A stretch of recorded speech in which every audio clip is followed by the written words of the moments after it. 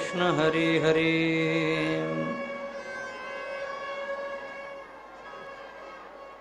हरे राम राम राम हरे हरे, हरे कृष्ण कृष्ण कृष्ण हरे हरे।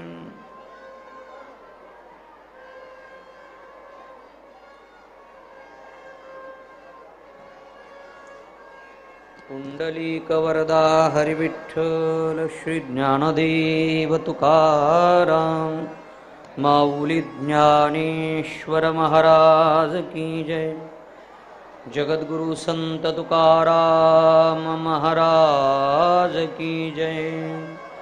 पंढरीनाथ भगवान की जय। उमापति महादेव की जय। कृष्णाय वासुदेवाय हरये परमात्मने, प्रणतक्लेशनाशाय श्रीकृष्णाय वयं नमः। ॐ सजयति सिन्दूरवदनो देवो यत्पादपङ्कजस्मरणं, वासरमणिरेव तमसा राशिं नाशयति विघ्नानां।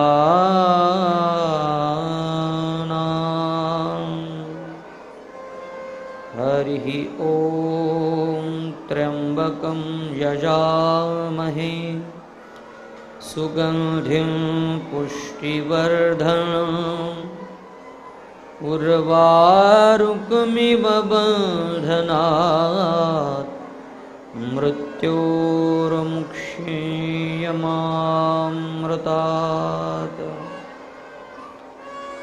महायोगपीठे तटे भीमरथ्यां, वरं पुण्डरीकाय दातुं मुनीन्द्रैः समागत्य तिष्ठ तमानन्दकन्दं, परब्रह्मलिङ्गं भजे पाण्डुरङ्गम्। अलङ्कापुरीरम्यसिंहासनस्थं, पदाम्भोजतेजस्फुरद्दिक्प्रदेशं, विधीन्द्रादिदेवैः सदा स्तूयमानं, समाधिस्थं मूर्तिं भजे ज्ञानदेवं। नमो सद्गुरु तुकया ज्ञानदीपा, नमो सद्गुरु सच्चिदानन्दरूपा, नमो सद्गुरु भक्तकल्याणमूर्ति, नमो सद्गुरु भास्करा पूर्णकीर्ति। वासनात् वासुदेवस्य वासितं भुवनत्रयं, सर्वभूतनिवासोऽसि श्रीवासुदेव नमोऽस्तुते।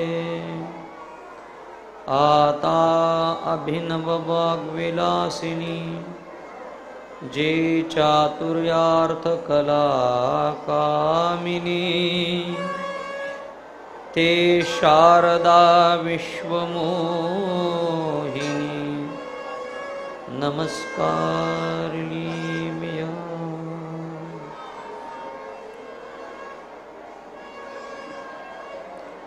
ना तरी आदिगुरु शंकरा, लागोनी शिष्य परंपरा, बोधाचा हा संसारा झाला जो आमुते. ना तरी आदिगुरु शंकरा, लागोनी शिष्य परंपरा, बोधाचा हा संसारा आला जो आमुते. प्रस्तुत प्रवचनासाठी निवडलेली ओवी ग्रंथराज ज्ञानेश्वरीतील 17व्या अध्यायातील 1760 क्रमांकाची, अर्थात ज्ञानेश्वरीच्या अगदी उत्तरार्धातील आहे. ज्या निमित्ताने आपण इथे उपस्थित आहोत ते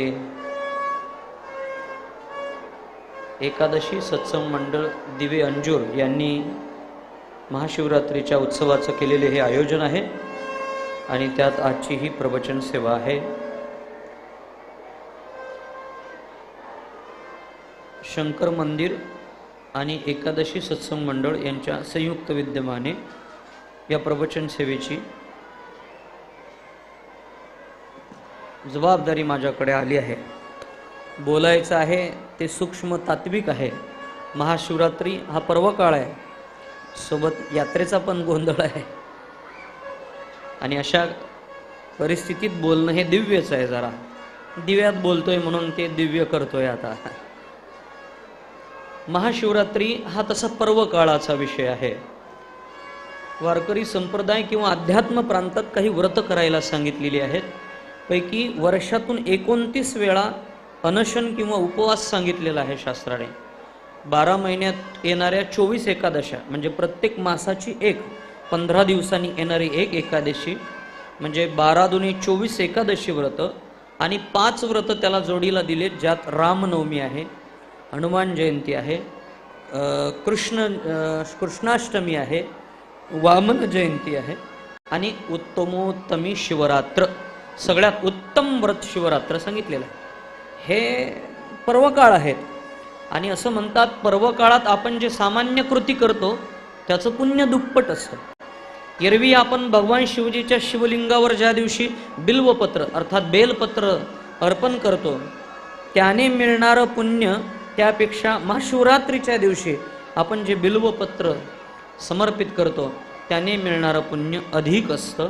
आणि म्हणून पर्वकाळाच्या दिवशी आपण अनशन करणे म्हणजे उपवास करणे महत्त्वाचं आहे आणि त्या उपवासाने भक्तीची वृद्धी होत असते असा शास्त्राचार आहे. बरं, ज्यांच्यामुळे विक्षेप होतो आहे त्यांनी ते विकत घेतलं आहे. बरं, ज्या वयात विकत घेतलं त्या वयात गेलेल्या पैशाचे पूर्ण मोबदला काढायचं हे त्यांचं व्रत आहे, म्हणजे ते वाजवतात ते पण चुकीचं नाही, पण आपल्याला विक्षेप होतोय हे पण चुकीचं नाही. आणि नियती यालाच म्हणतात. आज त्यांनी ते लिहून ठेवलेलं आहे, ते आता आपण वाचतो आहोत. तसंही तुम्ही मी प्रत्येक गोष्टीसाठी कुठं स्वतंत्र आहोत महाराज. तुमचा माझा जीवनपट त्यांनी लिहून ठेवला आहे आणि त्याप्रमाणे आपण वाचन करत पुढे जातो आहोत. पण त्यात एकादशी सत्संग मंडळाचे मी आभार देईल का यात्रेच्या दिवशी तरी त्यांनी प्रवचनाची सेवा ठेवली, म्हणजे काहीतरी ऐकण्याचं भक्तिप्रांताचं त्यांना तत्व आहे. शिव ही तत्व आहे, तत्व, देवता नाही. आणि म्हणतात 3 देवतांकडे 3 जबाबदाऱ्या शास्त्राने दिलेल्या. ब्रह्मदेवाकडे उत्पत्तीची, नवनिर्मितीची जबाबदारी दिलेली आहे. उत्पत्ती, जनरेशन हे ब्रह्मदेवाकडे आहे. उत्पन्न झालेल्या सगळ्या त्या वस्तू, व्यक्ती, पदार्थांचं संरक्षण, वर्धन हे विष्णूची जबाबदारी आहे आणि संहार मात्र शिवजीची जबाबदारी आहे.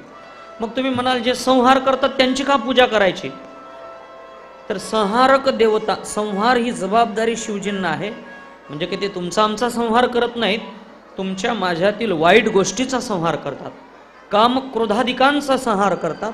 म्हणून शिवजी ही तुमच्या माझ्यापेक्षा सगळ्यांसाठी जवळची देवता आहे. आतापर्यंत तुम्ही इतिहास बघितला असेल तर त्या इतिहासात त्यांनी अनेक राक्षसांना पण वरदान दिले. ती भोळ देवता आहे.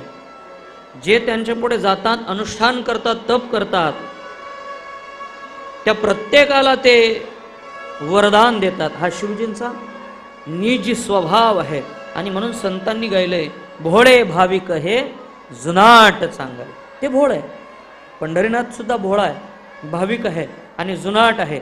तसं शिवजी हे जुनाट तत्व आहे. शिवतत्व हा शक्तीचा संचय आहे. आणि म्हणून तुम्ही जर बघितलं असेल तर अध्यात्म जे सांगतं तेच आता विज्ञान सांगायला लागलंय. शिवपिंडाचं, शिवलिंगाचा जो आकार असतो ना, आता तुम्हाला अणुभट्टी जवळच आहे, तिथे अणुभट्टीत अणुऊर्जेचं अणुचं जे विघटन केलं जातं त्यासाठीचा जो आकार आहे तो तसाच आहे. म्हणून शिवलिंग हे अनेक ऊर्जांचं स्रोत आहे. म्हणून त्यावर आपण पाणी टाकावं. का टाकावं? त्यात एवढी ऊर्जा आहे, एवढी शक्ती आहे का ज्या दिवशी आपण त्यावर पाणी टाकतो ना, त्यातून एक बाष्प निर्माण होतं आणि ते आपल्या शरीराला मिळतं, रोग प्रतिकार शक्ती वाढते. म्हणून पाणी टाकायचं. आतापर्यंत तुम्ही टी व्ही चॅनल पुढे बसून ते 1 लोटा जल जे ऐकतात ना, त्याच्या मागे हे सायन्स आहे. रोग भक्तीने तर जात नाही कधी, पण तरी सुद्धा लोक सांगतायत आणि लोकांचे रोग जात आहेत. याचं कारण आहे शिवपिंडीत, शिवलिंगात ब्रह्मांडातली सबंध ऊर्जा खेचून घेण्याची कुवत आहे. त्या पद्धतीने त्याची रचना आहे. आणि त्यामुळे त्यावर गाईचं दूध टाकल्याने त्यातलं बाष्प विशेष पद्धतीने वर येतं. ते आपले कान, डोळे, नाकातून शरीरात प्रविष्ट होतं. पण ज्यांना दूध अवेलेबलच होत नाही त्यांनी पाणी पण टाकलेलं चालतं. पण मात्र वारंवार त्यावरती पाण्याचा थेंब गळत असावा हे शास्त्र आहे. हे आपल्या ऋषी मुनींनी, धुरीण लोकांनी सिद्ध केलेलं विज्ञान आहे. लोक त्याला अंधश्रद्धा म्हणत असतील, पण हेच खरं विज्ञान आहे. का? त्यावर एक कलश ठेवावा आणि त्या कलशातून थेंब थेंब थेंब थेंब पाणी शिवलिंगावर ज्यावेळेस पडत राहतं त्यावेळेस ते बाष्प त्या गाभाराभर असतं. आणि तुम्ही आताही बघा, कितीही खिन्न असू द्या, कितीही दुःखी असू द्या, कितीही निराश असू द्या, तुम्ही शिवलिंगाच्या गाभाऱ्यात जा, तुमच्यातली ती नैराश्य, ते दुःख बाजूला होतं. हा अनुभव आहे, नाही हे विज्ञान आहे. म्हणूनच लोक नाराज झाल्यावर महिनोगणिक वारंवार शिवलिंगाजवळ जाऊन तिथे उपासना करतात. का? भगवान परमात्म्याचं ते लिंग स्वरूप आहे. त्या शिवलिंगात परमेश्वराने आपलं पूर्ण तेज टाकलेलं आहे. हे अध्यात्म झालं. आणि वरून पूर्ण ब्रह्मांडातली शक्ती खेचून घेण्याचा त्याचा आकार आहे. त्यामुळे त्यावर दुधाचा अभिषेक करावा आणि तोही गाईच्या दुधाचा करावा, देशी गाईच्या करावा. आपल्याला आता दूधच अवेलेबल होणं कठीण आहे. झालं तर म्हशीचं होतं, गाईचं झालंच तर जर्शीचं होतं. पण जिला खांदा आहे, खांदा कळतो ना, त्या खांद्यात असं एक संयंत्र आहे का सूर्यापासून येणारी जी किरण आहेत त्याच्यातले जे सुवर्णकण आहेत ते ऑब्झर्व करतं. जोधपूर युनिव्हर्सिटी ज्यावर आता रिसर्च करते आहे. आणि गाईच्या दुधात जे द्रवरूपातलं सोनं मिळते आहे ना, त्याने बाष्प जास्त प्रमाणात वर येतं आणि ते आपल्या कानातून, ते डोळ्यातून, नाकातून आपल्या शरीरात जाऊन रोग प्रतिकार शक्ती वाढते, सकारात्मक ऊर्जा येते. आणि म्हणून तुम्ही बघा, जी जी देवालय आहेत ना, त्या देवालयाचे गाभारे मोठे आहेत पण त्यापेक्षा कळस लहान आहे. आणि त्यापेक्षा वरील जो घुमट एकदम छोटा कळस आहे ना, तो असा निमुळता आहे. त्याचं कारण आहे निमुळत्या आकाराने ब्रह्मांडातली ऊर्जा खेचून त्या शिवलिंगात, त्या मूर्तीच्या विग्रहात येते. आणि म्हणून मूर्तीच्या पायावर ज्या ज्या वेळी आपण मस्तक लावतो, मस्तक लावण्याचा प्रघात आहे. आपण ते असं करतो तर आपला प्रघात नाही, तो शुद्ध भारतीय अध्यात्म आहे. कोणत्याही मूर्तीच्या पुढे गेलं का तिथे आपलं भाल प्रदेश टेकवला पाहिजे. त्याचं कारणच आहे ऊर्जा ॲब्झॉर्ब करण्याचं काम आपल्या भाल प्रदेशातून होतं, तिथून खरी ऊर्जा येते. म्हणून अजूनही जे मोठे लोक मंदिरात जातात ना, ते एक हात शिवलिंगाच्या बाजूला ठेवतात आणि दुसऱ्या हाताने आधार घेऊन आपलं भाल प्रदेश, मस्तकाचा हा भाग शिवलिंगाच्या पुढच्या भागाला टेकवतात. तो टेकवल्याने विशेष ऊर्जा शरीरात संक्रमित होते. हे विज्ञान आहे. करताच आलं तर त्या शिवलिंगाच्या आणि आपल्या भाल प्रदेशाच्या मध्ये एक बिल्वपत्र धारण करावं. म्हणजे त्या बिल्वपत्राचा आणि मध्ये ते तर अतिशय आयुर्वेदिक आहे. म्हणजे विज्ञान सांगतं बिल्वपत्र देवाला अर्पण करा, पण तिथे ठेवू नका, मंदिरातली अस्वच्छता वाढू नका. वाहिलेलं बिल्वपत्र तुम्ही परत घ्या, त्याचं पाणी करा, त्याला घर्षण करा किंवा ते आपल्या कोणत्या तरी गोष्टीत भक्षण करा. कारण ती आयुर्वेदिक वनस्पती आहे. त्याचा आकार बघा, निमुळता आहे, हृदयासारखा आहे, हृदयाला पुष्ट करणारा आहे.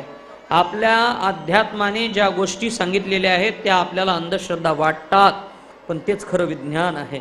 आपल्याला जे शिवलिंगावर बिल्वपत्र, जे बेलपत्र वाहण्याचं सांगितलेलं आहे ना, ते बेलपत्र तुमच्या माझ्या शरीरासाठी अनेक औषधींनी युक्त आहे.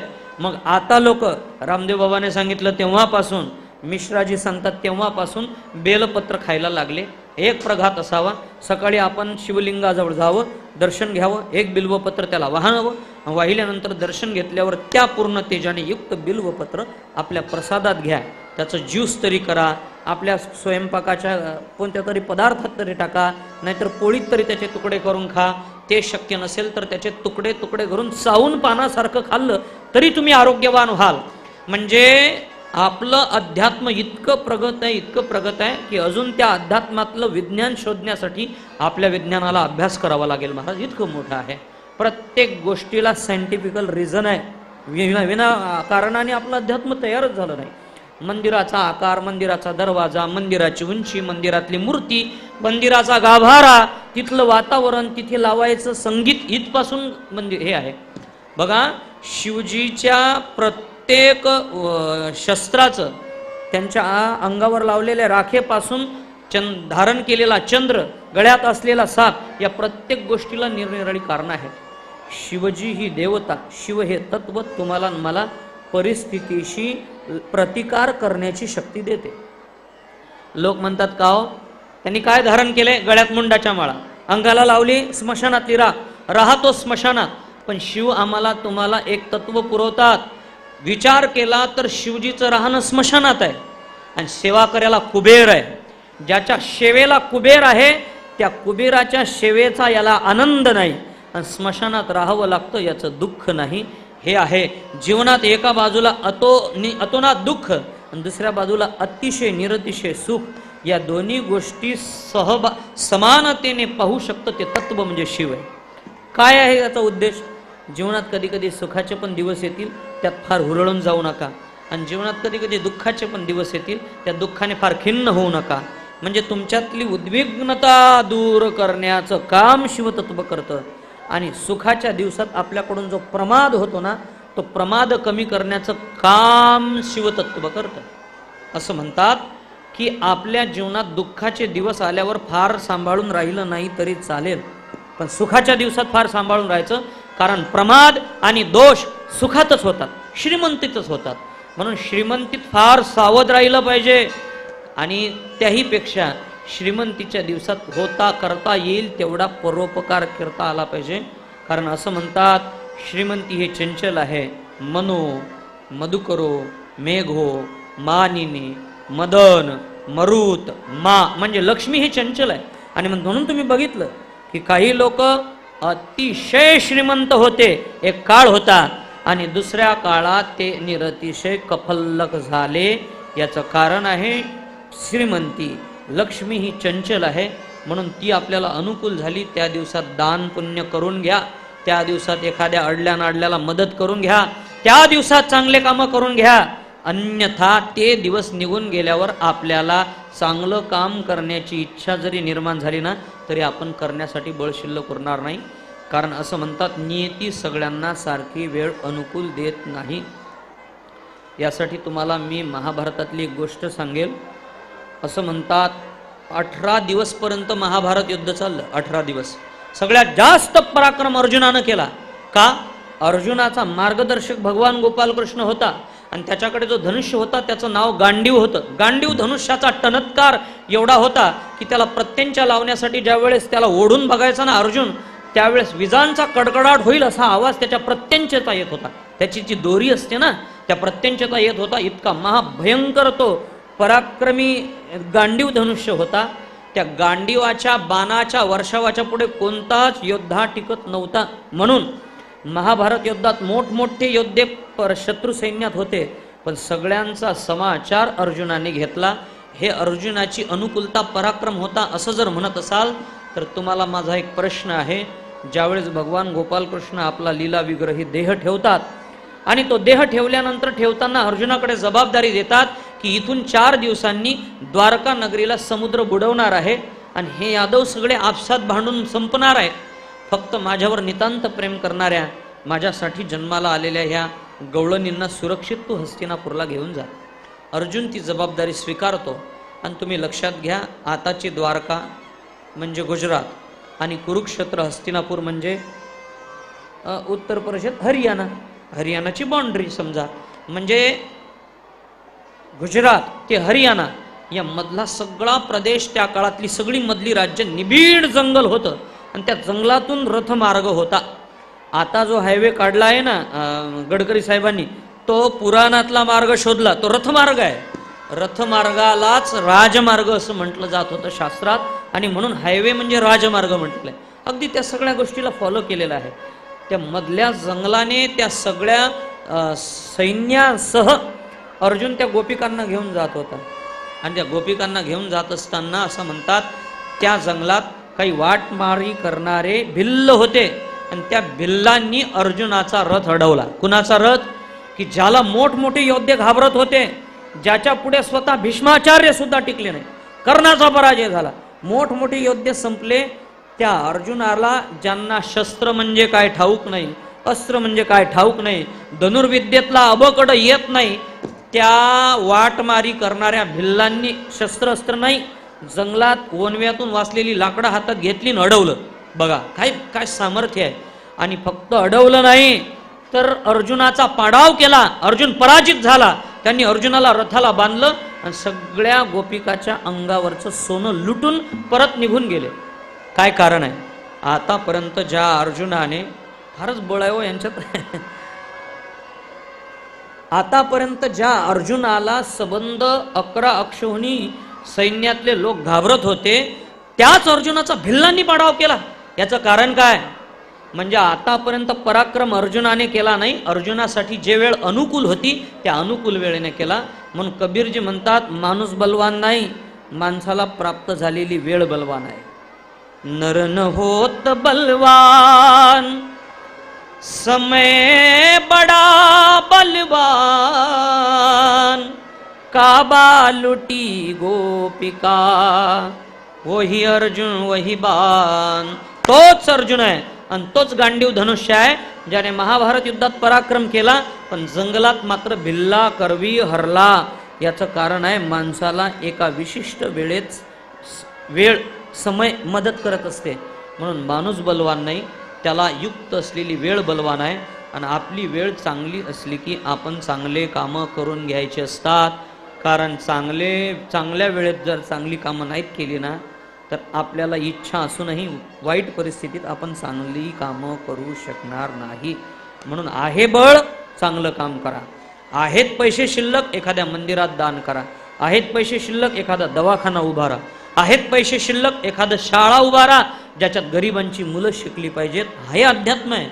मी भारतीय अध्यात्माला वारंवार वंदन करतो, कारण भारतीय अध्यात्म फक्त पूजा सांगत नाही, भारतीय अध्यात्माचा केंद्रबिंदू माणूस आहे. अडला नडला, दीन दुबळा, अशक्त, ज्याला कोणी सहकार्य करणारा नाही त्याला सहकार्य करणे ही भारतीय अध्यात्माची पूजा आहे. म्हणून सबंध जगाच्या अध्यात्माने भारतीय अध्यात्माला वंदन केलं पाहिजे, एवढी त्याची शक्ती आहे महाराज. वेळ बदलत असते आणि प्रत्येक वेळेनुसार माणसाला कधी चांगले दिवस येतील, कधी वाईट दिवस येतील, पण त्या चांगल्या वाईट दिवसांना कसं सामोरे जायचं हे शिवजी आपल्याला सांगतात. वाईट परिस्थितीत रडायचं नाही आणि चांगल्या परिस्थितीत मातायचं नाही, हा संदेश आहे शिवसत्वाचा. म्हणजे कुबेरासारखा श्रीमंत सेवेसाठी आहे याचा हर्ष शिवजींना नाही, आणि स्मशानासारख्या अपवित्र जागेवर राहावं लागतं याचं दुःख शिवजींना नाही. हे शिवजीचं तत्व आहे. शिवपूजा म्हणजे काय, शिवदर्शन म्हणजे काय, त्यांचं जे जीवन आहे त्याचं अनुगमन आपण करणे, त्यांचं अनुकरण आपण करणे, ही शिवपूजा आहे, हे शिवदर्शन आहे. आपण उगच तिथे जाऊन दूध टाकण्यात धन्यता मानतो. दूध टाकू नका असं मी बिलकुल म्हणणार नाही, नाहीतर एखाद्या वाक्याचा लोक फार विपर्यास करतात. अवश्य टाका, ते विज्ञान आहे. मग लोक बोलतात, अहो लोकांना उपाशी ठेवून दूध टाका. कोण म्हटलं तुम्हाला लोकांशी उपाशी ठेवून दूध टाका? लोकांनाही दूध द्या आणि वेळ उरला आणि उरलेच पैसे तर शिवपिंडावर, शिवलिंगावर पण टाका. का? ते स्वतःसाठी, आपल्या आत्मिक कल्याणासाठी, समाधानासाठी. कारण असं म्हणतात, समाधान, शांती तुमच्या पैशाने जगात तुम्हाला कोणत्या दुकानात विकत मिळत नाही, ती अध्यात्मानेच मिळते. म्हणून इथे यायचं आणि आध्यात्मिक पद्धतीने जीवन जगून समाधान प्राप्त करून घ्यायचं. कारण अजूनही जगात कुठे समाधानाचं शॉप नाही. तिथे जाऊन आपण एक्स्ट्रा ऑर्डिनरी बुकिंग करू शकू, तिथे जाऊन समाधान विकत घेऊ शकू असं बिलकुल नाही. ते मिळण्यासाठी आपल्याला आध्यात्मिकच व्हावं लागतं. कारण असं म्हणतात माणसाचा पिंड स्वभावता आध्यात्मिक आहे. देखे मानव जात सकळ जे स्वभावता भजनशील. स्वाभाविकरित्या मानव भजनशील आहे, स्वाभाविकरित्या. तुम्ही बघा, एखादा मृदंग वाजू द्या, एखादा वाद्य वाजू द्या, त्या वाद्यावर आपल्या शरीरातील कोणता तरी अवयव ताल देतो. म्हणजेच आपल्या मटेरियलमध्ये परमेश्वराने ताल टाकला, भजन टाकलेलं आहे. उगाच आपण त्याच्या विरुद्ध जाऊन वागण्याचा प्रयत्न करू नये. देवाने आपली प्रकृती अध्यात्मासाठी बनवलेली आहे. आपण निरीश्वरवादी होऊन चालणार नाही, कारण आपण त्यापासून तयार झालेले आहोत. आणि जोही नीती आणि ईश्वराच्या इच्छेच्या विरुद्ध वागायचा प्रयत्न करतो, महाराज त्याचं जीवन समाधानाने युक्त कधीच होऊ शकत नाही. याला इतिहास आहे. म्हणून साधू संत सांगतात आपण ईश्वरी इच्छेत इच्छा मिसळवली पाहिजे. एक दृष्टांत सांगतो तुम्हाला. काय झालं, एक महात्मा, एक साधू तीर्थयात्रेसाठी निघाला. तीर्थयात्रेला निघाल्यानंतर त्याला वाटलं आपण गंगासागरला गेलं पाहिजे. जिथे गंगा आणि सागर एकत्र होतो त्या जागेवर गेलं पाहिजे. आणि गंगासागरला गेल्यानंतर तिथे त्या संगमात आत जाण्यासाठी नावेचं सहकार्य घ्यावं लागतं. आणि मग ते नावेचं सहकार्य घेण्यासाठी आता एकटी स्पेशल नाव जाणार नाही, त्याच्यात 50 जण बसल्याशिवाय तो पुढे काढणार नाही. साधू गेला, आपला नावेत बसला आणि नावेत बसल्यानंतर डोळे मिटले, नामस्मरण करायला लागला. कारण असं म्हणतात साधू अवतीभोवतीच्या परिस्थितीकडे कधीच लक्ष देत नाही, तो आत पाहतो. आत पाहणे हे साधुत्वाचं लक्षण आहे आणि बाहेर बघणे हे प्रापंचिकाचं लक्षण आहे. साधू आपलं नामस्मरण करत बसला. हा म्हणतात त्याच्यात प्रवासी आले आणि प्रवासी आल्यानंतर 50 लोक पूर्ण झाल्यावर ती नाव त्या नावाड्याने बाजूला काढली. नाव नाविकाने बाहेर काढल्यानंतर हळूहळू नाव त्या संगमाच्या दिशेने जात होती. आणि तेवढ्यात हा म्हणता समुद्रातलं वातावरण बिघडलं आणि जोराचा वादळ सुटलं, लाटा उसळायला लागल्या आणि त्या लाटांचं पाणी नावेत यायला लागलं. आतापर्यंत त्या नावाड्याने बघितलं नव्हतं इतका लांब मार्ग भरकटला गेला होता. इतका मार्ग नाव भरकटून बाजूला गेली होती की आता त्या पूनम मार्गावर आणणे त्या नावाड्याला पण कठीण झालं होतं. आणि हा त्याच्या आयुष्यातला पहिला प्रसंग होता, नावाड्याच्याही आणि माझ्याही. एवढी नाव भरकटली होती की जागेवर आणणे फार कठीण जात होतं. का? एवढं वादळ सुटलं आणि त्या वादळाचं पाणी नावेत यायला लागलं. नावेचा एक नियम आहे, माणसाला ज्या पाण्यावर चालता येत नाही तिथे चालण्यासाठी आपल्याला नावेचं सहकार्य घ्यावं लागतं. म्हणजे नाव पाण्यात असते, पण त्याचा दुसरा एक नियम आहे, नावेत पाणी चालत नाही. नावेत पाणी आलं का ती आपल्यासह सगळ्यांना बुडवून ठेवेल. मग नावेत पाणी येत होतं. 49 जणांना भीती वाटायला लागली की आता जर पाणी नावेत यायला लागलं आणि नाव जर बुडाली ना तर सगळ्यांना जलसमाधीच. लोकांचं जीवनावर किती प्रेम असतं महाराज. जो पैसा लोक तीळ तीळ तीळ तीळ करून जमा करतात आणि शरीर व्याधीग्रस्त झालं ना की जो कोणत्याच मंदिराला रुपया डोनेशन देत नाही, तो दवाखान्यात गेल्यावर म्हणतो सोडा, जेवढे पैसे सोडता येईल तेवढे सोडा, पण मला वाचवा. माणसाचं शरीरावर नितांत प्रेम असतं, त्यावेळी तो पैशाचा विचार करत नाही. सगळ्यांचं आपल्यावर प्रेम होतं. म्हणून त्यांनी एक विचार केला, जर नावेत पाणी यायला लागलं आणि नाव जर बुडाली तर जलसमाधी भेटल्याशिवाय राहणार नाही. म्हणून एक करावं लागेल, या नावेतलं पाणी काढण्याचा आपण अट्टहास केला पाहिजे. 49 जण नावेतलं पाणी बाहेर काढण्यासाठी प्रयत्न करत होते, पण जो साधू बसला होता ना तो मात्र विचित्र होता. तो काय करायचा, त्याच्याजवळ एक कमंडलू होतं, ते कमंडलू तो समुद्रात बुडवायचा आणि समुद्रातलं पाणी नावेत टाकायचा. सगळ्या लोकांना विचित्र वाटायला लागलं की आपण सगळे नावेतलं पाणी बाहेर काढतोय वाचण्यासाठी आणि हा बाहेरचं पाणी आत टाकतोय, वेडा की काय. पण परिस्थिती अशी होती की त्याला वेड म्हणण्याला किंवा त्याच्याशी भांडायला पण वेळ नव्हता. कारण कधी कधी काही वृत्तींशी भांडायला वेळ पण नसतो, जगायचं असतं, पुढे जायचं असतं. मग ना कधी कधी तुम्ही प्रवासात बघा, आम्हाला कीर्तनाची वेळ झालेली असते, रस्त्यावर काही लोकांचे गाडी चालवण्याचे एवढे नखरे असतात, त्यांना भरपूर वेळ असतो, साध्याला जायसाठी अंतिम वेळच नसते, पण त्या सगळ्यांशी भांडण्याची इच्छा असते, रागही येतो पण भांडायला वेळ नसतो. नाही तर आम्हाला काय भांडण येणार नाही महाराज. दररोज रस्त्यावर हजारो वाहनं, हजारो रस्ते पाहायला मिळतात, पण वेळ नसतो, पुढे जायची घाई असते. हजारो लोक वाट बघत असतात, आपल्यामुळे त्यांची वेळ वायाला जाऊ नये हा विचार आपण करतो, निघून जातो. तसं त्या सगळ्यांना साधूशी भांडायची इच्छा होती. का? कारण नावेत पाणी आल्यावर नाव बुडणार ना आपण मरणार हे निश्चित आहे. आणि हा महाराज हा साधू वेडेपणा करतोय का बाहेरचं पाणी आत नावेत टाकतोय. पण त्यांनी ठरवलं एकटा आत टाकतोय याने काहीच होणार नाही, आपण 49 जण आतलं पाणी बाहेर काढतोय ना, नक्की वाचू. म्हणून हे अट्टहासाने ते आतलं पाणी बाहेर टाकण्याचा प्रयत्न करत होते. असं अर्धा तास चाललं आणि अर्ध्या तासाने वादळ शांत झालं. हे वादळ शांत झाल्यानंतर साधू जी कृती करत होता त्या कृतीत बदल धारण केला. मात्र इतर लोक मात्र नावेतलं पाणी बाहेरच काढत होते. त्यांना आता जरा धीर आला होता, आपण वाचणार, देवाला आपल्याला आज वाचवायचं आहे म्हणून प्रयत्न करत होते. आता मात्र साधूने बाहेरचं पाणी आत टाकण्याची कृती बदलली आणि आतलं पाणी साधू बाहेर टाकायला लागला.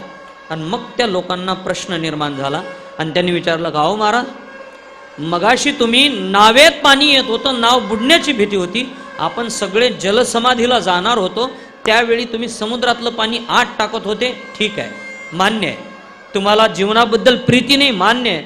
पण आता सागरातलं वादळ थांबलं त्यावेळेस तुम्ही आतलं पाणी बाहेर का टाकत आहात? त्यावेळेस साधूने दिलेलं उत्तर फार आहे, जीवनाचा मार्ग मिळेल महाराज त्यातून.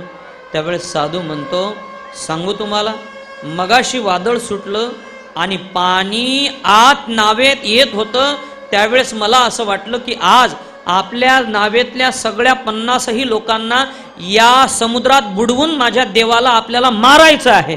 आणि मग त्याला जर आपल्याला मारायचं आहे तर नाव लवकर बुडून आपण लवकर मेलो पाहिजे, याच्यासाठी 2-4 कमंडलूचं आपलंही सहकार्य असलं पाहिजे. म्हणून मी नावेत पाणी टाकत होतो, कारण त्याने ठरवलंय ना मारायचं, तर त्याच्या इच्छेच्या विरुद्ध मी जाणार नाही, म्हणून मी नावेतलं पाणी बाहेरचं पाणी नावेत टाकत होतो. पण का हो महाराज, आता वादळ संपलं, म्हणजे अजून संपलं नाही पण वादळ संपलं, तर आता तुम्ही आतलं पाणी बाहेर का टाकता? त्यावेळेस साधूने दिलेलं उत्तर आहे, मगाशी मला असं वाटलं होतं की आपल्या देवाला, माझ्या देवाला आपल्या सगळ्यांना मारायचं आहे, पण माझ्या आता लक्षात आलं की ज्या अर्थी वादळ सुटलं तरी नाव बुडाली नाही आणि आता वादळ शांत झालं, म्हणजे आपल्या देवाला, तुम्हाला, मला, प्रत्येकाला वाचवायचं आहे. आणि त्याला जर आपल्याला वाचवायचं आहे तर 2-4 कमंडलूचं सहकार्य माझं पण झालं पाहिजे, म्हणून मी नावेतलं पाणी बाहेर टाकत होतो. साधू नियतीच्या, रूढीच्या, परंपरेच्या, देवातांच्या इच्छेत इच्छा मिसळवतो. म्हणजे त्याला जे करायचं आहे ना तसं वागतो, हे साधुत्व आहे. आणि शिवशंभो साधू आहेत बघा, शास्त्रकार त्याला साधू म्हणतात. साधूची वृत्ती काय? अपमान गिळून घेणे. तुम्ही बघितलं असेल तर दक्ष यज्ञात भगवान शिवजी सारखा अपमान झाला तरी कुणाचा? एवढा अपमान झाला महाराज. असं म्हणतात दक्ष प्रजापतीने एका मोठ्या यज्ञाचं आयोजन केलं होतं आणि त्यावेळी प्रत्येकाला निमंत्रण होते, प्रत्येक व्यक्तीला निमंत्रण होते, प्रत्येकापर्यंत निमंत्रण पोहोचले, शिवजीपर्यंत पण निमंत्रण पोहोचलं. आणि शिवजीकडे निमंत्रण पोहोचल्यानंतर ब्रह्मा, शिवजी, आता ब्रह्मदेव दक्ष राजाचे वडीलच आहेत, त्यांना पहिलं स्थान होतं आणि दुसऱ्या क्रमांकावर शिवजीला आसन मिळालं होतं. त्यानंतर इतर गंधर्व, किन्नर, यक्ष या सगळ्यांना आसन मिळाली होती. ही सगळी आसनं मिळाल्यानंतर ज्या वेळेस त्या दक्षाचा यज्ञाचा यजमान दक्ष त्या यज्ञ मंडपात येतो ना, त्यावेळेस सगळे उठून उत्थापन देतात. आपल्यापेक्षा मोठी व्यक्ती ज्या वेळेस येत असते ना त्यावेळेस उठून उभं राहणे हा प्रघात आहे, शास्त्राचार आहे, ही आहे, परंपरा आहे मानणाऱ्यांसाठी. मग दक्ष प्रजापतीची प्रवेश त्या यज्ञमंडपात होतो आणि यज्ञमंडपात प्रवेश झाल्यानंतर सगळे उठून उत्थापन देतात, पण शिवजी मात्र उठत नाहीत. याचं कारण, शिवजी गेल्या गेल्या आसनावर बसतात आणि बसल्या बसल्या डोळे मिटतात आणि परमेश्वराचं स्मरण करायला लागतात, ध्यानात जातात. ध्यानात गेलेल्या व्यक्तीला इतरत्र काय चालतं काय समजेल? त्यामुळे प्रजापती दक्ष कधी आला हे शिवजीला कळलं नाही आणि दक्ष येऊनही शिवजी उठून उत्थापन देत नाहीत. शिवजी उठून उभे राहत नाही, याचा राग दक्षाला येतो. कारण शिवजी हे दक्ष प्रजापतीचे कोण आहेत? जावाई आहेत. आणि जावाई मोठा मान की सासरा मोठा मान? हा, सासरा मोठा मान, आणि प्रत्यक्षात कुणाला असतो? जावयाला असतो. खरं सांगा, दात्याचा मान मोठा का याचकाचा मान मोठा? हा, दाता मोठा, याचक लहान. दाता कोण आहे? सासरा दाता आहे ना. तुम्हाला कन्या दिली, कन्येचं दान केलं, तो दाता आहे म्हणून तो मोठा आहे.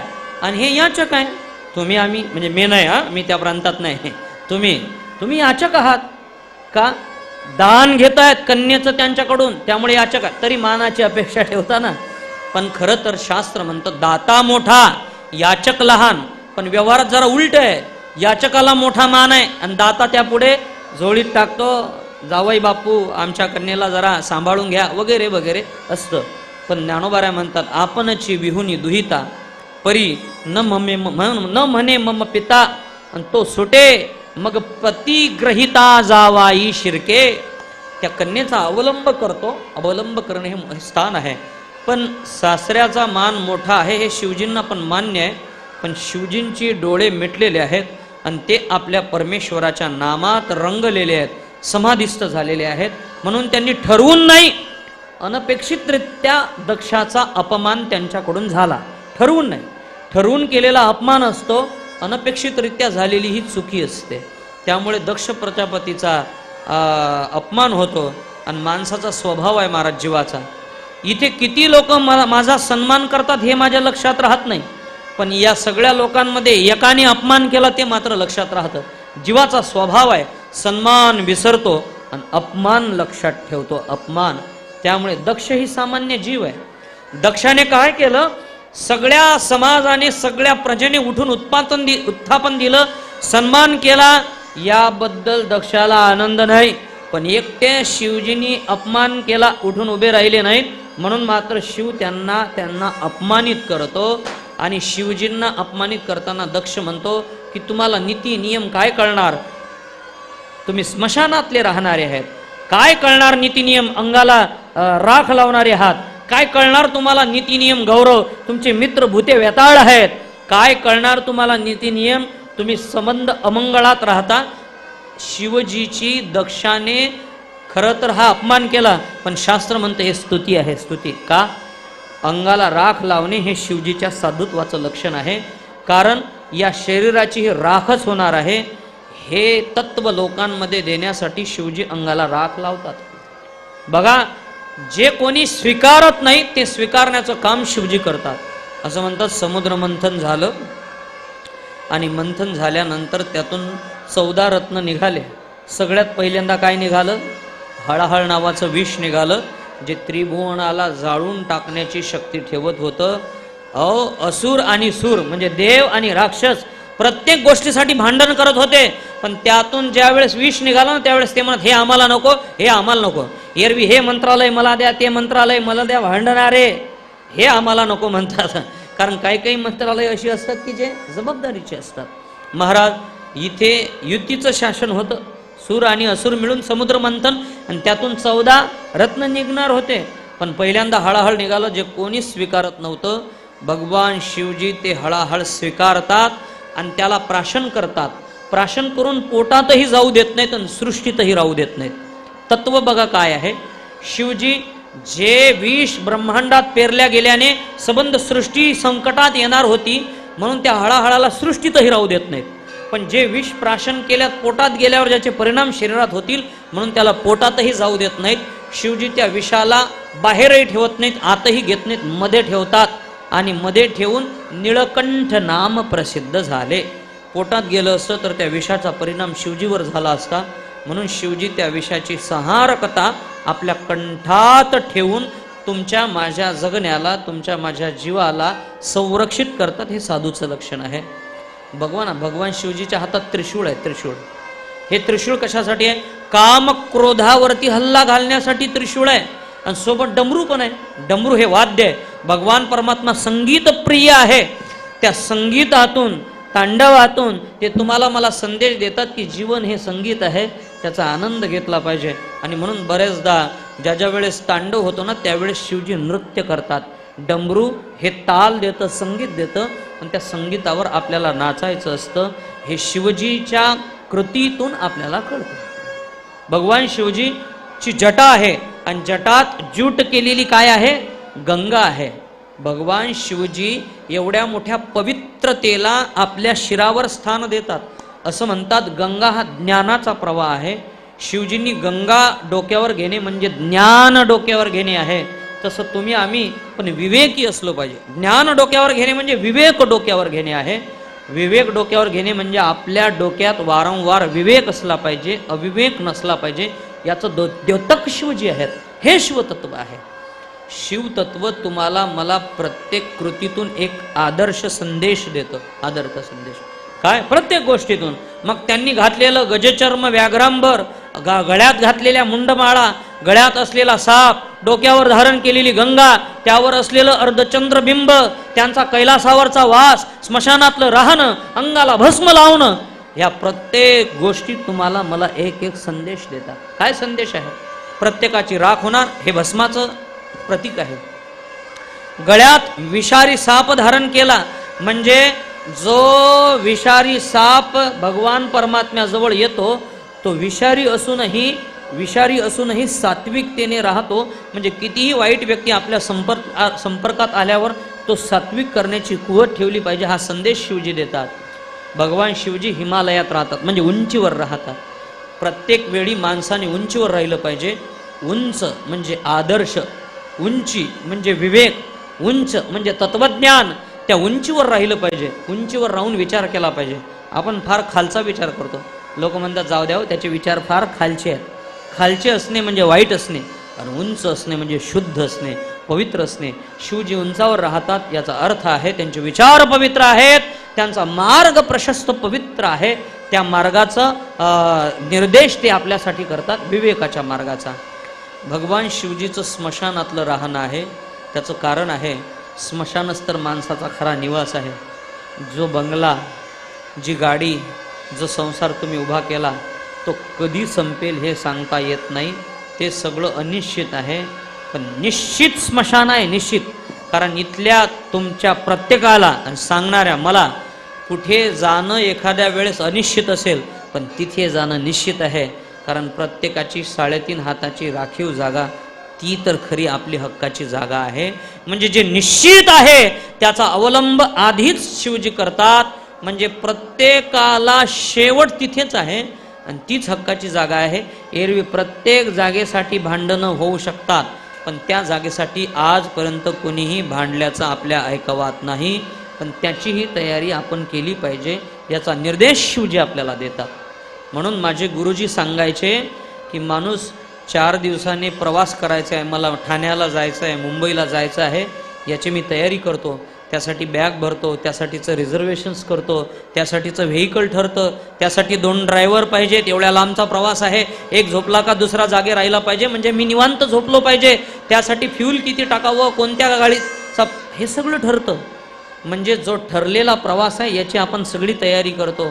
सांगू तुम्हाला, जो प्रवास ठरलेला नाही पण कधी येईल त्याची तारीख निश्चित नाही, त्याची आपण काय तयारी केली सांगा ना तुम्ही. प्रवास ठरलेला आहे मृत्यूचा पण त्याची तारीख निश्चित नाही. निश्चित तारखांची आपण तयारी करतो, अनिश्चित गोष्टींची तयारी आहे. पण जो अंतकाळाचा प्रवास निश्चित आहे आपली त्याची तयारी नाही. शिवजी स्मशानात वास करतात म्हणजे जे खरं निश्चित आहे त्याची आधी तयारी करतात. आधी तयारी करतात. फार बळ द्यावं लागत आहे.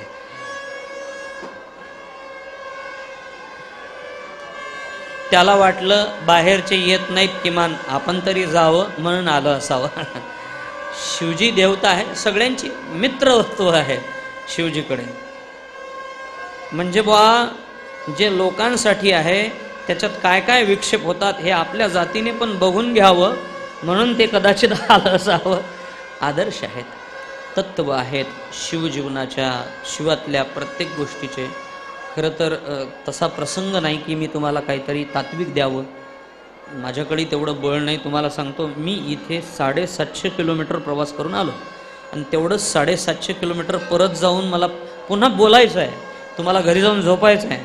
तुम्हाला प्रवास करून आराम करायचा असतो आणि आम्हाला प्रवास केल्यावर काम सुरू होतं. हे आमचं दुर्दैव आहे. म्हणजे प्रवासही करायचा, त्यानंतर कामही करायचं आणि त्या कामात काय कधी कसा, कोई दिन घे घना, कोई दिन मुठभर चना, कोई दिन वैसाही सोना आणि कोई दिन सोना बी मना असं हे फिरतं जीवन असतं. म्हणून तुम्हाला सांगतो प्रवासी जीवन फार नाजूक असतं. असं म्हणतात की पराधीनता आहे प्रवासी आणि नित्यसेवक. जे सेवक आहेत त्यांचं जीवन पराधीन आहे, म्हणजे प्रवासी आहेत त्यांचं जीवन पराधीन आहे. कधी देव काय ताटात वाढून ठेवील सांगता येत नाही. आज शिवजींनी या महापर्वावर आपल्याला हे वाढून ठेवलेलं आहे, पण नियतीने जे वाढलं ते स्वीकारावं. कारण याला विरोध करून करता तरी काय, देवाच्या इच्छेत इच्छा मिसळवता आली पाहिजे. तर याला विरोध करून प्रवचन थांबवावं लागेल. प्रवचन थांबवल्याने तुमचाही फायदा नाही, माझाही फायदा नाही, तुमचाही उद्धार नाही, माझाही उद्धार नाही. खरं तर आपण इथे शास्त्रार्थ शास्त्र चर्चा करण्यासाठी आलो. मग त्या शास्त्र चर्चेच्या आड जे येईल ते सहन करत पुढे गेलो पाहिजे. कदाचित भगवान शिवशंभो आपली यात परीक्षा घेत असतील, तीही आपण दिली पाहिजे. शिवजी प्रत्येक गोष्टीत तुम्हाला मला एक आदर्श तत्व देतात. तुमच्यापर्यंत पोहोचत असेल, तुम्हाला आवाज येत असेल तर नक्की सांगेल. शिवाच्या प्रत्येक वेशभूषेचा, प्रत्येक कृतीचा एक विशेष शास्त्रीय अन्वयार्थ आहे. तो समजून घेणे म्हणजे शिवपूजा आहे. तो समजून घेणे म्हणजेच शिवदर्शन आहे. त्याचं अनुगमन करणेच म्हणजे जीवन शिव आहे. शिव म्हणजे पवित्र, शिव म्हणजे मंगल. आणि लोक म्हणतात शिवाचं निवासस्थान अमंगलात नाही. खरं सांगू का, आपलं घर अपवित्र आहे आणि स्मशान पवित्र आहे. कारण तिथे ज्या देहाने अमंगल विचार केले जातात त्या अमंगल विचाराला जाळलं जातं आणि खरं पावित्र्य तर स्मशानात आहे. म्हणून खऱ्या पावित्र्यात शिवजी आहेत, पवित्र तिथे आहे. म्हणजे पावित्र्याचा तुम्ही सान्निध्य धरावं हा निर्देश शिवजी स्मशानातून देतात. लोक बोलतात काय हो, त्यांनी गळ्यात कोणत्या माळा घातल्यात? भस्म उटी, रुंडमाळा, मुंडमाळा असं म्हणतात. जीवाच्या मुंडांच्या माळा आहेत त्याच्या गळ्यात. एक मला बोलला काय हो तुमची देवता म्हणे लोकांची मुंडकी गळ्यात घालून हार घालतो, हे काय बरं आहे का? मी म्हटलं तेच सगळ्यात बरं आहे. लोकांच्या मस्तकात काय काय वाईट विचार येतात तुम्हाला काय ठाऊक आहे? ते एवढं वाईट आहे. पण ज्या लोकांची देह थांबलेली आहेत आणि त्याला अग्नी लागलेला आहे, त्या अग्नीतून जे शुद्ध होऊन आलेले आहेत, माणसाची मस्तक एवढी वाईट आहेत, एवढे वाईट आहेत का त्यापेक्षा पवित्र मुंडाच्या माळा आहेत का? त्याच्यातले वाईट विचार आता जळून संपलेले आहेत. पण शिवजी मात्र तुमच्या माझ्या प्रत्येकाच्या मुंडाची माळ नाहीत घालत. ज्यांच्या मुंडात, ज्यांच्या मस्तकात भक्ती आहे, ज्यांच्या मुंडात धर्म आहे, ज्यांच्या श्रद्धा आहे, त्या श्रद्धावानांच्या मुंडाची माळा भगवान शिवजी आपल्या गळ्यात घालतात. गजचर्म आहे, व्याघ्रांबर आहे. कशासाठी आहे? गजचर्म आहे ते लपेटलेलं आहे, व्याघ्रांबर आहे ते बसायचं आसन आहे. वाघ आणि गजेंद्र नाम हत्ती या दोघांचं कधीच जुळत नाही. ते एकमेकाच्या जीवावर उठलेले असतात. पण त्या दोघांना एकत्र आणणे म्हणजे शत्रुभाव समाप्त करणे, निर्वैरता याचा निर्देश देण्यासाठी गजचर्माला लपेटलेला आहे आणि व्याघ्रांबराला आसनावर घेतलं आहे. मुंडमाळा गळ्यात आहेत. हो, जो साप निरतिशय वक्र आहे, ज्याच्या डोक्यात विष आहे, त्याच्या डोक्यावर या पृथ्वीचा भार पेलण्याची शक्ती शिवजी देतात. म्हणजे जो विष कालवणार आहे आता तुमच्या माझ्या जीवनात, त्याला माझ्या जीवनाला आधार देणारी पृथ्वीचं ओझं दिलं. काय इंजिनियर आहे, सॉफ्टवेअरचा इंजिनियर आहे मोठा आपला देव. त्याने काय रचना केलेली आहे, ज्याच्याकडून जे करायला पाहिजे ते काम करून घेण्याचा निर्देश शिवजी देतात. तसं आपल्या अवतीभोवती काही सगळी चांगली लोक असतील असं सांगता येत नाही. पण त्या प्रत्येक व्यक्तीला त्याची कुवत, त्याची शक्ती, त्याचे विचार बघून एक विशिष्ट कार्य द्या आणि ते त्याच्याकडून पूर्ण करून द्या. हा समाज उपदेश शिवजी करतात. ही शिवतत्व आहे. आणि म्हणून ज्ञानोबाराय म्हणतात ना तरी आदी गुरु शंकरा, तो आदी गुरु आहे म्हणजे सगळ्यांचा गुरु आहे. आणि असं म्हणतात शिवजी वैष्णव परंपरेचे अर्धर्व्यू आहे. कारण नाथ महाराज म्हणतात एका जनार्दनी शिव आणि शिरोमणी महादेव. म्हणजे एका जनार्दनी वैष्णव आणि शिरोमणी महादेव. वैष्णवाचा शिरोमणी आहेत महादेवजी, नामस्मरण करतात. शिव नामधारक आहेत. शिव दक्षाने केलेली निंदा पचवू शकतात. निंदा हे विष आहे आणि निंदेचं विष जो पचवतो तो शिव, तो खरा पवित्र आहे. शिवजींनी दक्षाने केलेली निंदा गिळून घेतली. माता सतीला सहन झाली नाही, तिने स्वतःचा देह दग्ध केला. ज्या दक्षाकडून त्या पवित्र तत्वाची निंदा झाली त्याच्यापासून निर्माण झालेला हा देह अपवित्र आहे म्हणून योगाग्नीने भस्म करून टाकला. पण शिवजींनी मात्र त्या दक्ष निंदेला दक्ष स्तुती म्हणून घेतलं आणि वीरभद्राने त्याचा बदला घेतला, तो भाग निराळा. पण निंदेलाही जो पचवू शकतो, निंदेलाही जो सामोरी जाऊ शकतो त्याला शिवतत्व म्हणतात. ते खरं मंगल आहे, ते खरं पवित्र तत्व आहे. शिवजी त्या तत्वाचा विचार आपल्या पुढे देतात, त्या तत्वाचा निर्देश आपल्याला देतात. आपला तास संपलेला आहे. ना तरी आदि गुरु शंकरा. ज्ञानोबाराय म्हणतात आदि गुरु आहे. आदि गुरु याचं कारण व्यवहारातले जे सगळे गुरु आहेत ना, त्या गुरूंना त्याच्याकडून तत्वज्ञान मिळालेलं आहे. महाराज बोलले ना तरी आदि गुरु शंकरा. आणि त्यापुढे बोलतात लागोनी शिष्य परंपरा. आदि गुरु शंकरापासून हे जे गुरु आपल्यापर्यंत आले, ज्यांनी आपल्याला तत्वज्ञान दिलं, ती त्यांची शिष्य परंपरा आहे. आणि महाराज बोलतात बोधाचा हा संसारा आला जो आमुते. त्या सगळे शिष्य परंपरापासून बोध तत्व तुमच्या माझ्या प्रत्येकापर्यंत पोहोचलं आहे. ते बोधाचं तत्वज्ञान तुम्हाला मला देण्याचं काम शिवतत्व करतं. म्हणजे शिव तुमच्या माझ्या जीवनाला तत्वाचा पुरवठा करतं. शिव तुमच्या माझ्या जीवनाला आदर्शापर्यंत नेण्याचं काम करतात. शिवजी तुम्हाला मला भक्ती पण शिकवतात. कारण नरहरी महाराज म्हणतात की श्रीराम जय राम भजन करी महादेव. जनाबाई बोलतात राम पूजी सदाशिव. श्री गुरु माऊली ज्ञानोबाराय बोलतात हरी हरी हरी मंत्र हा शिवाचा आणि म्हणती जेवाचा तया मोक्ष. त्यांना पण मोक्ष मिळू शकतं. अर्थात शिव नामधारक आहेत, शिव साधू आहेत, शिव संत आहेत, शिव समाज सुधारक आहेत, शिव तुमचा माझा प्रतिपाळक आहेत, शिव मांगल्य आहे. शिव तुम्हाला मला आपल्याला वाईट परिस्थितीला तोंड देऊन कसं जगावं हे शिकवतात. शिव तुम्हाला मला उच्च स्थितीतही कसं हुरळून जाऊ नये हे शिकवतात. शिव तुम्हाला मला सामान्य परिस्थितीत कसं जगावं हे शिकवतात. म्हणजे शिवजी भगवान भोळे महादेव तुमच्या माझ्या जीवनाला तत्वाचं पोषण तत्व देणारी देवता आहे, म्हणून तिला महादेव म्हटलं जातं. म्हणून अशा महापर्वावर आपण शिवस्थानावर जावं, तिथे वारंवार दंडवत घालावा, तिथे नमस्कार करावा, अभिषेक करावा, शिवतत्वात रममान व्हावं. आपण ज्या प्रपंचात आहो, ज्या व्यवसायात आहो, ज्या राजकारणाच्या क्षेत्रात आहो, ज्या समाजकारणाच्या क्षेत्रात आहो, त्या क्षेत्राला मंदिराच्या पायरीजवळ चपलीजवळ ठेवून आत यायचं.